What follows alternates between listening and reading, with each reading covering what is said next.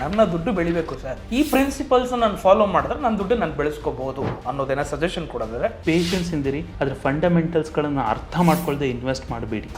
ನೀವು ಇನ್ವೆಸ್ಟ್ ಮಾಡಿ ಆದ ನಂತರ ಸ್ವಲ್ಪ ಟೈಮ್ ಹಾಕೊಡ್ಬೇಕು. ನಮ್ಮ ಬ್ರೈನು ಪ್ರೆಸೆಂಟಲ್ಲಿ ಇರೋದನ್ನು ನೋಟಿಸ್ ಮಾಡುತ್ತೆ ಹೊರತು ಆಬ್ಸೆಂಟಲ್ಲಿ ಇರೋದನ್ನು ನೋಟಿಸ್ ಮಾಡಲ್ಲ. When you focus on the process rather than the pressure, the results are bound to come. Sir ಇನ್ನೊಂದು ಈ ಫಂಡ್ ಅಲೋಕೇಶನ್ ಬಗ್ಗೆ sir, how to decide to make perfect fund allocation on my portfolio, ಹೇಗೆ ಅದು ಅಂತ? ಈ portfolio very important thing, because ಯಾಕಂದರೆ ಇದು ತುಂಬ ಜನಕ್ಕೆ ಗೊತ್ತಿರುತ್ತೆ ಆಲ್ರೆಡಿ. ಏನಂದರೆ ಎಲ್ಲ ಎಗ್ಸ್ಗಳನ್ನೂ ಒಂದೇ ಬ್ಯಾಸ್ಕೆಟಲ್ಲಿ ಹಾಕಬೇಡಿ ಅಂತ ಹೇಳ್ತಾರೆ ದೊಡ್ಡವರು. ಓಕೆ, ಅಂದರೆ ಅರ್ಥ ಏನಂದರೆ ನಿಮ್ಮ ಅಮೌಂಟನ್ನು ನೀವು ಸರಿಯಾದ ರೀತಿಯಲ್ಲಿ ಅಲೋಕೇಟ್ ಮಾಡಬೇಕು ಅನ್ನೋದೇ ಫಂಡ್ ಅಲೋಕೇಶನ್ ಅಥವಾ ಪೋರ್ಟ್ಫೋಲಿಯೋ ಮ್ಯಾನೇಜ್ಮೆಂಟ್ ಅಂತೇಳಿ ಕರಿತೀವಿ. ಇದಕ್ಕೆ ನಾವು ಅರ್ಥ ಮಾಡ್ಕೊಳ್ಬೇಕಂತ ಹೇಳಿದ್ರೆ ದೇರ್ ಆರ್ ಫ್ಯೂ ಕ್ಯಾಟಗರೀಸ್. ಈಗ ಈ ಅಲೋಕೇಶನಲ್ಲಿ ಫಸ್ಟ್ ಕ್ಯಾಟಗರಿ ಏನು? ನಾನು ಶಾರ್ಟ್ ಟರ್ಮ್ಗೆ ಇನ್ವೆಸ್ಟ್ ಮಾಡ್ತಾ ಇದ್ದೀನಿ, ಲೋ ರಿಸ್ಕ್ಗೆ ಇನ್ವೆಸ್ಟ್ ಮಾಡ್ತಾ ಇದ್ದೀನಿ ಅಂತ ಹೇಳಿದಾಗ ನೀವು ಯಾವ ಫಂಡಲ್ಲಿ ಹಾಕ್ತೀರಿ? Debt funds. That's a safest thing. F D ಅಷ್ಟು ಆಲ್ಮೋಸ್ಟ್ ರಿಟರ್ನ್ಸ್ಗಳು ಬರುತ್ತೆ, but still it is a safest fund. F ಡಿನಲ್ಲಿ ಹಾಕಿದ್ರೆ 30% ಟ್ಯಾಕ್ಸ್ ಬ್ರ್ಯಾಕೆಟಲ್ಲಿ ಬರ್ತೀರಿ, ಇದರಲ್ಲಿ ಹಾಕಿದ್ರೆ ನೀವು LTCGಗೆ ಬರ್ತೀರಿ. Suppose if you wait for some time. ಅದೇ ಇನ್ ಕೇಸ್ ಏನಾದರೂ ನೀವು ಇಲ್ಲ ನಾನು ಆ್ಯಕ್ಚುಲಿ ಮಿಡ್ ಟರ್ಮ್ಗೆ ಹಾಕ್ತಾ ಇದ್ದೀನಿ, ನಾನು ಮಿಡ್ ಟರ್ಮ್ಗೆ ಹಾಕಬೇಕಾದ್ರೆ ನನ್ನ ರಿಸ್ಕು ಲೋ ಇರಬೇಕು, ನಾನು ಹೈ ರಿಸ್ಕ್ ತಗೊಳ್ಳೋದಿಲ್ಲ ಅಂತ ಹೇಳಿದ್ರೆ ನೀವು ಬ್ಯಾಲೆನ್ಸ್ಡ್ ಲಾರ್ಜ್ ಕ್ಯಾಪ್ ಫಂಡಲ್ಲಿ ಇನ್ವೆಸ್ಟ್ ಮಾಡ್ತೀರಿ.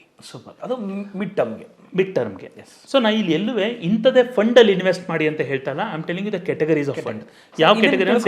Short term, mid term, long term. ಅಂದ್ರೆ short term what is the period of time, mid term what is the period of time? It depends on individual. ಈಗ for example ನನಗೆ short term ಅಂತ ಹೇಳಿದ್ರೆ 5 ವರ್ಷ. ಈಗ ಯಾರೊಬ್ಬ ವ್ಯಕ್ತಿಗೆ already 50 ವರ್ಷ ಆಗೋಗಿದೆ, ಅವ್ರಿಗೆ ಶಾರ್ಟ್ ಟರ್ಮ್ ಅಂದ್ರೆ 3 ವರ್ಷ.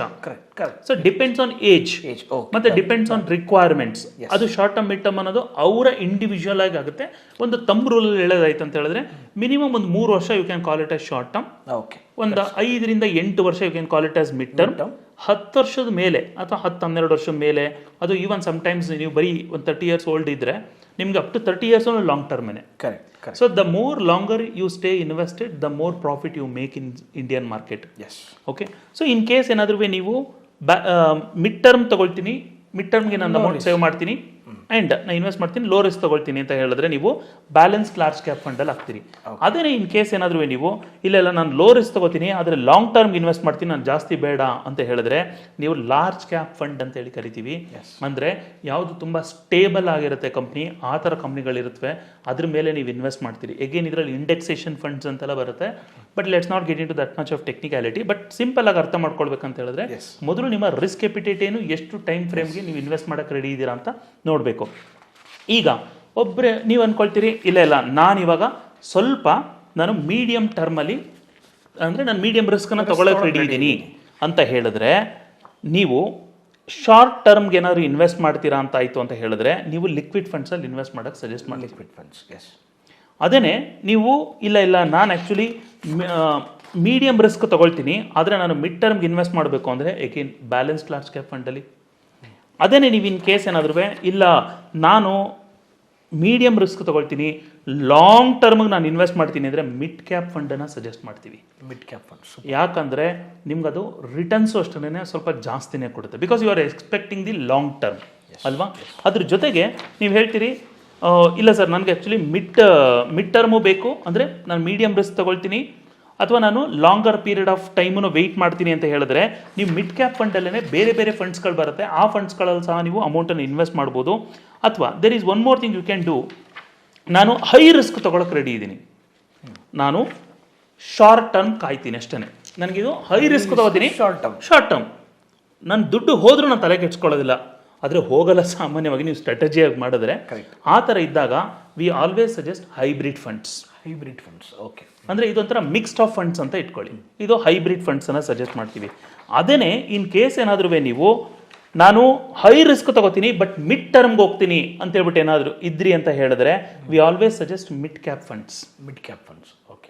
ಓಕೆ, ಇನ್ನು ಒಂದು ಫೈನಲ್ ಆಗಿ, ಸೊ ಇಲ್ಲ ಸರ್ ನಾನು ಹೈ ರಿಸ್ಕ್ ತಗೋತೀನಿ, ಲಾಂಗ್ ಟೈಮ್ ವೆಯ್ಟ್ ಮಾಡ್ತೀನಿ ಅಂತ ಹೇಳಿದ್ರೆ we always suggest small cap funds. ನೀವು ಯಾವಾಗ high risk, high return and long term. Yes, so ನೀವು ಯಾವಾಗ ಒಂದು ತಂಬ್ ರೂಲ್ ಏನಂತ ಹೇಳಿದ್ರೆ, ನೀವು ಏನು ಅಮೌಂಟನ್ನು ಇನ್ವೆಸ್ಟ್ ಮಾಡ್ತಿದ್ದೀರಾ ಫಸ್ಟು ಅದನ್ನು ಡಿಸೈಡ್ ಮಾಡಿ. ವಾಟ್ ಈಸ್ ಯುವರ್ ಎಪಿಟೈಟ್, ನಿಮ್ಮ ರಿಸ್ಕ್ ಎಪಿಟೈಟ್ ಏನು. ನಿಮಗೆ ಜಾಸ್ತಿ ದುಡ್ಡು ಹೊರಟೋದ್ರೆ ನಾನು ತಡ್ಕೊಳಕ್ಕಾಗಲ್ಲಪ್ಪ ಅಂತ ಹೇಳಿದ್ರೆ ಲೋ ರಿಸ್ಕ್ ಅಥವಾ ಮೀಡಿಯಂ ರಿಸ್ಕ್ಗೆ ಹೋಗಿ. ನಾನು ರಿಸ್ಕನ್ನು ಬ್ಯಾರ್ ಮಾಡೋಕ್ಕೆ ರೆಡಿ ಇದ್ದೀನಿ ಅಂತ ಹೇಳಿದ್ರೆ ಹೈ ರಿಸ್ಕ್ಗೆ ಹೋಗಿ. ನೀವು ಮಿಡ್ ಟರ್ಮ್ ಮಾಡ್ತಾ ಇದ್ದೀರಾ, ಶಾರ್ಟ್ ಟರ್ಮ್ ಮಾಡ್ತಾ ಇದ್ದೀರಾ, ಲಾಂಗ್ ಟರ್ಮ್ ಮಾಡ್ತಾ ಇದ್ದೀರಾ ಅಂದರೆ ಡಿಫೈನ್ ಮಾಡಿಕೊಂಡು ಅಬ್ಜೆಕ್ಟಿವ್ ಮೇಲೆ ನೀವು ಅಮೌಂಟನ್ನು ಇನ್ವೆಸ್ಟ್ ಮಾಡಬೇಕು. ಇದು ನನ್ನ ಪರ್ಸ್ನಲ್ ಒಪಿನಿಯನ್ನು. ಇದನ್ನೇ ನೀವು ಎಕ್ಸಾಕ್ಟಾಗಿ ತೊಗೋಬೇಕು ಅಂತಿಲ್ಲ, ಒಂದು ತಂಬ್ ರೂಲ್ ಇದು. ಇನ್ ಕೇಸ್ ಏನಾದರೂ ನೀವು ಬಿಲೋ 50 years ಇದ್ದರೆ ನಿಮ್ಮ ಸೇವಿಂಗ್ಸಲ್ಲಿ, ಫಾರ್ ಎಕ್ಸಾಂಪಲು ನೀವು 1 ಲಕ್ಷ ದುಡಿತಾ ಇದ್ದೀರಾ ಅಂತ ಇಟ್ಕೊಂಡ್ರೆ ತಿಂಗಳಲ್ಲಿ 60,000 ರೂಪಾಯಿ ನೀವು ಸೇವ್ ಮಾಡ್ತಾ ಇದ್ದೀರಾ ಅಂತ ಇಟ್ಕೊಳ್ಳೋಣ. ನೀವು ಎಷ್ಟಾದ್ರೂ ಅಮೌಂಟ್, ನೀವು ಎಕ್ಸ್ ಅಮೌಂಟ್ ನೀವು ಹಾಕೊಳ್ಳಿ. ಅದರೊಳಗಡೆ 70 to 75% high risk fund recommend ಮಾಡ್ತೀನಿ. ಯಾಕೆ? Because you are below 50, you are able to take the risk, but again you should get it for long ಟೈಮ್ವರೆಗೂ ವೆಯ್ಟ್ ಮಾಡಬೇಕು ಅದಕ್ಕೆ. ಸೊ ಇಲ್ಲ ಅದರೊಳಗಡೆನೆ ಆ ಪ್ರಪೋರ್ಷನಲ್ಲಿ ಒಂದು 60,000 ರೂಪಾಯಿನಲ್ಲಿ ಬಿಲೋ 50 ಇದ್ದರೆ ನಾನು ಹೇಳ್ತಾ ಇರೋದು, ಮೀಡಿಯಂ ರಿಸ್ಕಲ್ಲಿ 25 to 30% ನಿಮ್ಮ ಟೋಟಲ್ ಫಂಡನ್ನು ಅಲೋಕೇಟ್ ಮಾಡೋಕ್ಕೆ ಸಜೆಸ್ಟ್ ಮಾಡ್ತೀವಿ. ಅದನ್ನೇ ಇನ್ ಕೇಸ್ ಏನಾದರೂ ಲೋ ರಿಸ್ಕಲ್ಲಿ ನೀವು 5 to 10% ಮಾಡ್ತೀವಿ. ಇದೇನೆ ನೀವು 50 ವರ್ಷ ಎಬವ್ ಆಗಿದ್ರು ಅಷ್ಟೇನೆ, ಅಥವಾ 50 ವರ್ಷದಲ್ಲಿ 40 ವರ್ಷ ಆಗಿ ನೀವು 50ನೇ ವರ್ಷಕ್ಕೆ ರಿಟೈರ್ಮೆಂಟ್ ಆಗಬೇಕು ಅಂತಿದ್ರು ಅಷ್ಟೇನೆ, ನಿಮ್ಮ ಏಜು ಮತ್ತು ನಿಮ್ಮ ಎಪಿಟೈಟು ಪ್ಲಸ್ ನಿಮ್ಮ ಗೋಲ್ ಇವೆಲ್ಲದರ ಆಧಾರದ ಮೇಲೆ ಇದರಲ್ಲಿ ಉಲ್ಟಾ ಆಗುತ್ತೆ. ಹೇಗೆ? ನೀವು ಹೈ ರಿಸ್ಕಲ್ಲಿ ಕಮ್ಮಿ ಇನ್ವೆಸ್ಟ್ ಮಾಡಬೇಕು, 5 to 10%. ಮೀಡಿಯಂ ರಿಸ್ಕಲ್ಲಿ 25 to 30% ಮಾಡ್ತೀರಿ. ಲೋ ರಿಸ್ಕಲ್ಲಿ ನೀವು 70 to 75% ಮಾಡಿ. ಕಂಪ್ಲೀಟ್ ಪ್ರಪೋರ್ಷನ್ ಉಲ್ಟಾ ಆಗುತ್ತೆ. ಯಾಕೆ? Age above 50. Yes, age above 50 and even time ಕಮ್ಮಿ ಇರುತ್ತೆ ಅವ್ರಿಗೆ. ಪ್ಲಸ್ ನೀವು ರಿಸ್ಕ್ ಎಪಿಟೈಟ್ ಹೆಂಗೆ ತಗೊಳ್ತೀರಿ? ಸರ್, ಇನ್ನು ದುಡ್ಡು ಬೆಳಿಬೇಕಾದ್ರೆ ಮೇನ್ ನನ್ನ ದುಡ್ಡು ಬೆಳಿಬೇಕು ಸರ್, ಈ ಪ್ರಿನ್ಸಿಪಲ್ಸ್ ನಾನು ಫಾಲೋ ಮಾಡಿದ್ರೆ ನನ್ನ ದುಡ್ಡು ನಾನು ಬೆಳೆಸ್ಕೋಬಹುದು ಅನ್ನೋದೇನೋ ಸಜೆಷನ್ ಕೊಡೋದಾದ್ರೆ ನಿಮ್ಮ ಹತ್ರ ಯಾವ್ದಾರ ಪ್ರಿನ್ಸಿಪಲ್ಸ್ಗಳಿದಾವ? ಸೊ ಫಸ್ಟ್ ಪೇಷನ್ಸ್, ಅದನ್ನು ಯಾವಾಗಲೂ ಪದೇ ಚೆಕ್ ಮಾಡಬಾರ್ದು. ಫಾರ್ ಎಕ್ಸಾಂಪಲು ನಾನು ಇದನ್ನು ಫನ್ನಿಗೊಂದು ಇನ್ಸಿಡೆಂಟ್ ಹೇಳ್ತಾ ಇರ್ತೀನಿ. ಒಂದು ಊರಲ್ಲಿ ಕೋತಿಗಳಿರುತ್ತವೆ. ಇವೆಲ್ಲ ಏನು ಡಿಸಿಷನ್ ತೊಗೊಳುತ್ತವೆ ಅಂದರೆ, ಏನಪ್ಪ ಕಡಲೆಕಾಯಿ ರೇಟೆಲ್ಲ ಇಷ್ಟೊಂದು ಜಾಸ್ತಿ ಆಗಿದೆ, ನಾವೇ ಒಂದು ಜಮೀನು ತೊಗೊಂಡು ಕಡಲೆಕಾಯಿ ಬೆಳೆದು ಬಿಡೋಣ ಅಂತ. ಎಲ್ಲ ಕೋತಿಗಳೊಂದು ರೆಸಲ್ಯೂಷನ್ ಪಾಸ್ ಮಾಡುತ್ತೆ, ಎಲ್ಲ ಕೋತಿಗಳೆಲ್ಲ ಬರುತ್ತೆ, ಎಲ್ಲ ಕಡಲೆಕಾಯಿನ ಗಿಡನ ನೆಟ್ಕೊಂಡು ಬರುತ್ತೆ. ಈ ಮರಿ ಕೋತಿಗಳಿರ್ತವಲ್ಲ, ಬೆಳಿಗ್ಗೆ ಬರೋದು, ಆ ಕಡಲೆಕಾಯಿ ಗಿಡ ಕೀಳೋದು, ಅಯ್ಯೋ ಕಡಲೆಕಾಯಿ ಬೆಳೆದಿಲ್ವಲ್ಲ ಅಂತ ಮತ್ತೆ ಸಿಕ್ಸೋದು, ಮತ್ತೆ ಬರೋದು, ಕಡಲೆಕಾಯಿ ಗಿಡ ಕೀಳೋದು, ಮತ್ತೆ ಸಿಕ್ಸೋದು. ಕಡಲೆಕಾಯಿ ಬೆಳೆಯುತ್ತಾ? ಬೆಳೆಯಲ್ಲ. ಸೇಮ್ ವೇ ಸ್ಟಾಕ್ಗೆ ಬೆಳಿಗ್ಗೆ ಇನ್ವೆಸ್ಟ್ ಮಾಡ್ಬಿಟ್ಟು ಬಂದ್ಬಿಟ್ಟು ಸಾಯಂಕಾಲ CNBC 18 ನೋಡ್ತಿರ್ತಾರೆ, ಏನಾಯ್ತು ನನ್ನ ಸ್ಟಾಕು ಅಂತ. ಸ್ಟಾಕ್ ಬೆಳೆಯುತ್ತಾ? You should give some time. So you should give time to time. ನೀವು ಇನ್ವೆಸ್ಟ್ ಮಾಡಿ ಆದ ನಂತರ ಸ್ವಲ್ಪ ಟೈಮನ್ನು ಕೊಡಬೇಕು. ಈಗ ನಾನು ಮಂಗಳೂರು ಹೋದಾಗೆಲ್ಲ ಇದು ನೆನಪಾಗ್ತಾ ಇರುತ್ತೆ ಯಾವಾಗಲೂ. ನಮ್ಮ ಮಂಗಳೂರಲ್ಲಿ ಎಲ್ಲರೂ so because I am a vegetarian, but I am telling so ಮೀನೆಲ್ಲ ಹಿಡಿತಿರ್ತಾರಲ್ವ, ಅವ್ರುಗಳು ಈಗ ಒಂದು ಬಲೆ ಬೀಸಾದ್ಮೇಲಿಂದ ಅಲ್ಲೊಬ್ಬರು ಫಿಶಿಂಗ್ ಮಾಡೋರು ಹೇಳ್ತಾಯಿದ್ರು, ಅವರು ಸ್ವಲ್ಪ ಹೊತ್ತು ವೆಯ್ಟ್ ಮಾಡ್ತಾರೆ. ಹಿಂಗೆ ಬಲೆ ಬೀಸಾದ ನಂತರ ರಪ್ ಅಂತ ಎತ್ಕೊಳ್ಳೋದು ನೋಡೋದು, ಮೀನು ಬಂದೈತಾ ಇಲ್ವಾ, ಮತ್ತೊಂದ್ಸಲ ಬಲೆ ಬೀಸೋದು, ಎತ್ಕೊಳ್ಳೋದು ನೋಡೋದು, ಮೀನು ಸಿಗುತ್ತಾ? ಸಿಗಲ್ಲ. ಸೊ ಅದು ಸಿಗ್ಬೇಕಂತ ಹೇಳಿದ್ರೆ you should wait for some time ಅಲ್ವಾ? Most important. Absolutely same way ನಾ ಹೇಳುವಂಥದ್ದು. ನಿಮ್ಮ ಲೈಫಲ್ಲಿ if you want to do something, if you want to grow your money, if you want to grow your wealth, stay calm, patience, very important. So ಜೊತೆಗೆ WhatsApp university, YouTube university, so all of a sudden ಯಾರಿಗೂ ಹಕ್ಕಿರಲ್ಲ ನೀವು ಇಂಥ ಸ್ಟಾಕ್ಸಲ್ಲಿ invest ಮಾಡಿ ಅಂತೇಳಿ. And ಈ ಸ್ಟಾಕಲ್ಲಿ invest ಮಾಡಿ ನಿಮ್ಮ ದುಡ್ಡು ಡಬಲ್ ಆಗೋಗುತ್ತೆ, ಟ್ರಿಪಲ್ ಆಗೋಗುತ್ತೆ. It doesn't work like that. So ಹಾಗಾಗಿ ವೆರಿ ಇಂಪಾರ್ಟೆಂಟ್, ನೀವು ಎಲ್ಲೇ ಇನ್ವೆಸ್ಟ್ ಮಾಡಿದ್ರೂ ಪೇಷನ್ಸ್ ಇಂದಿರಿ, ಅದರ ಫಂಡಮೆಂಟಲ್ಸ್ಗಳನ್ನು ಅರ್ಥ ಮಾಡ್ಕೊಳ್ಳದೆ ಇನ್ವೆಸ್ಟ್ ಮಾಡಬೇಡಿ. This is what my suggestion. And patience very important ಆಗಿ. ಸರ್, ಇನ್ನು ಈ ಇನ್ಫ್ಲೇಷನ್ ಆ್ಯಂಡ್ ದ ಪೋರ್ಟ್ಫೋಲಿಯೋ ಅಂತ ನಾವೇನು ಕರಿತೀವಿ, ಅದನ್ನು ನಿಮ್ಮ ಒಂದು ಸೈಕಾಲಜಿ ಮೂಲಕ ಡಿಫೈನ್ ಮಾಡೋದಾದರೆ ಅದು ಹೇಗೆ ಸರ್? ಅದು it's a very good question. ಇದರೊಳಗಡೆ ನಾನು ನಿಮಗೆ ಒಂದು ಪ್ರಶ್ನೆನ ಕೇಳ್ತೀನಿ ನೋಡಿ. ಈ ನಂಬರಲ್ಲಿ ನಾನೊಂದು ನಿಮಗೆ ನಂಬರ್ಗಳನ್ನ ತೋರಿಸ್ತೀನಿ. I want you to tell me ಇದರಲ್ಲಿ ತುಂಬ ಕಾಮನ್ ಏನಂತ ಅನಿಸುತ್ತೆ ನಿಮಗೆ ಅಂತ. ಐ ಥಿಂಕ್ 0 ಎಲ್ಲ ಕಡೆ 0 ಕಾಮನ್, 0 ಎಲ್ಲ ಕಡೆ ಹೋಗಿದೆ, 0 ಕಾಮನ್ ಅಂತ ಅನಿಸುತ್ತೆ. ಈಗ ಇದರೊಳಗಡೆ what is that one thing pattern ನಿಮಗೆ ಕಾಮನ್ ಅಂತ ಅನಿಸುತ್ತೆ, ಅಥವಾ what is that pattern you will be able to observe? ಗೊತ್ತಾಗ್ತಿಲ್ಲ, ಅದು ಐಡಿಯಾ ಆಗ್ತಿಲ್ಲ. ಬಿಕಾಸ್ ಇಲ್ಲಿ 5 ಅನ್ನೋದು ಮಿಸ್ ಆಗಿದೆ. ಓಕೆ, ಅಲ್ಲಿ 5. ಓಕೆ, ಇದರಲ್ಲಿ 0 ಅನ್ನುವಂಥದ್ದು ಕಾಮನ್ ಇತ್ತು, ಬಟ್ ಇದರಲ್ಲಿ 5 ಅನ್ನೋದು ಮಿಸ್ ಆಗಿದೆ. ಇದೆಲ್ಲ 1 to 0 to 9 ನಂಬರ್ ಇದೆ ಎಕ್ಸೆಪ್ಟ್ 5. ಅರ್ಥ ಏನಂತ ಹೇಳಿದ್ರೆ, ಇದನ್ನು ನಾವು ಸೈಕಾಲಜಿನಲ್ಲಿ ಫೀಚರ್ ಪಾಸಿಟಿವ್ ಎಫೆಕ್ಟ್ ಅಂತೇಳಿ ಕರಿತೀವಿ. ಅಂದ್ರೆ ಅರ್ಥ ಏನಂತ ಹೇಳಿದ್ರೆ, ನಮ್ಮ ಬ್ರೈನು ಪ್ರೆಸೆಂಟಲ್ಲಿರೋದನ್ನು ನೋಟಿಸ್ ಮಾಡುತ್ತೆ ಹೊರತು ಆಬ್ಸೆಂಟಲ್ಲಿರೋದನ್ನು ನೋಟಿಸ್ ಮಾಡಲ್ಲ. ಓಕೆ. ವಿಚ್ ಮೀನ್ಸ್ ಅಂದ್ರೆ ಅದರ ಅರ್ಥ ಏನಂತ ಹೇಳಿದ್ರೆ, ಇವಾಗ ನೋಡಿ, ನೀವು ಫ್ಯೂಚರಲ್ಲಿ ನನಗಿಷ್ಟು ಕ್ರೋಸ್ ಟುಗೆದರ್ ಅಮೌಂಟ್ ಬರುತ್ತೆ ಅನ್ನುವಂಥದ್ದು ನಿಮಗೆ ಕಾಣಿಸುತ್ತೆ, ಆದರೆ ಇನ್ಫ್ಲೇಷನ್ ಎಷ್ಟು ತಿಂತಾ ಇದೆ ಅಂತೇಳಿ ಕಾಣಿಸಲ್ಲ. ನಿಮಗೆ ಪ್ರೆಸೆಂಟ್ ಕಾಣಿಸ್ತಾ ಇದೆ, ಆದರೆ ಆಬ್ಸೆಂಟ್ ಕಾಣಿಸ್ತಾ ಇಲ್ಲ. ನೀವು ಒಂದು ಅಮೌಂಟು ಯಾವುದೋ ಒಂದು ಸ್ಟಾಕಲ್ಲಿ ಇನ್ವೆಸ್ಟ್ ಮಾಡಿರ್ತೀರಿ, ಮ್ಯೂಚುವಲ್ ಫಂಡಲ್ಲಿ ಇನ್ವೆಸ್ಟ್ ಮಾಡಿರ್ತೀರಿ, ಇಲ್ಲಿವರೆಗೂ ಅದು 40%, 50%, 60%, ಈವನ್ 100% ಕೊಟ್ಟಿರೋ ಮ್ಯೂಚುವಲ್ ಫಂಡ್ಸ್ ಇದೆ. ಆ ಮ್ಯೂಚುವಲ್ ಫಂಡ್ ಇಷ್ಟು ರಿಟರ್ನ್ಸ್ ಕೊಟ್ಟಿದೆ ಅಂತ ಕಾಣಿಸ್ತಾ ಇದೆ, ಆದರೆ ಅದ್ರ ಎಕ್ಸ್ಪೆನ್ಸಸ್ ರೇಷಿಯೋ ತುಂಬ ಜನಕ್ಕೆ ಕಾಣಿಸೋದಿಲ್ಲ. See lot of things, it's called absence. ಇಲ್ಲಿ ನೀವೇನೇ ಇನ್ವೆಸ್ಟ್ ಮಾಡಬೇಕಾದ್ರೂ ಆ ಆಬ್ಸೆನ್ಸ್ನ ಅರ್ಥ ಮಾಡ್ಕೊಳ್ಳೋದು ಬಹಳ ಇಂಪಾರ್ಟೆಂಟ್ ಆಗಿರುತ್ತೆ. ಫಸ್ಟು ನೀವು ಏನಾದ್ರು ಮಾಡಬೇಕಾದ್ರೆ ಅದ್ರ ಪರ್ಪಸ್ನ ಅರ್ಥ ಮಾಡ್ಕೊಳ್ಳಿ, ಅದರದ್ದು ಆಬ್ಸೆನ್ಸನ್ನು ಅರ್ಥ ಮಾಡ್ಕೊಳ್ಳಿ, ಅದಾದ್ಮೇಲಿಂದ ಇನ್ವೆಸ್ಟ್ಮೆಂಟ್ಸ್ಗಳನ್ನು ಸ್ಟಾರ್ಟ್ ಮಾಡಿ ಅಂತಲೇ ಹೇಳ್ತಾ ಇರ್ತೀನಿ.